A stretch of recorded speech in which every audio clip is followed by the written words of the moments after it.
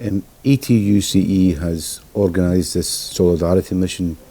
to Poland to see for ourselves the work that's been done by our Polish affiliates, and we're here today at Solidraność in relation to the plight of Ukrainian refugees, and in particular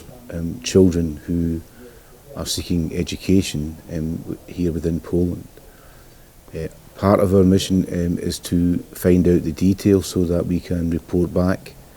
to our 127 affiliates across Europe and ensure that all of our affiliates are doing all they can to provide solidarity to the people of Poland in their efforts to support the people of Ukraine, and also so that we can re-energise support for the much needed finance to make sure that Solidarność and other unions continue with the good work which they very clearly are undertaking, as we have seen in our visit here over the last few days. I think we've been very impressed by the efforts that have been made by the Polish education system and by Polish teachers to support the young people from Ukraine. Clearly there are challenges around languages, there are challenges around the use of remote learning. Young people need not only education, but they need support because they have witnessed the horrors of war and are displaced. And from our perspective, we can only admire the work that's already going on. There is a huge challenge in terms of the numbers, and that's where the rest of the European Confederation has to provide support. So it's a matter of geography that Poland has been receiving the bulk of the refugees,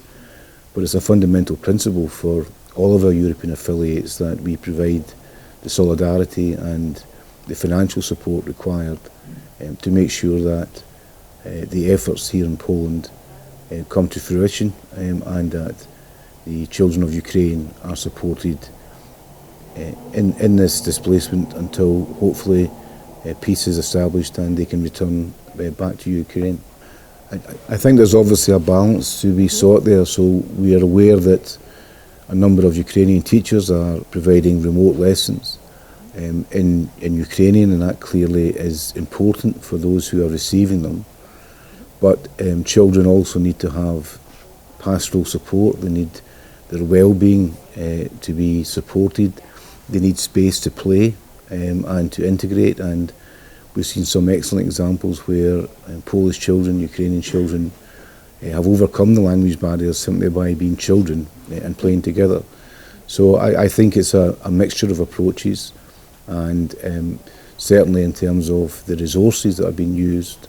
a lot of work has been done to translate text into Ukrainian to make sure that Ukrainian children are introduced to Polish lifestyles, Polish history,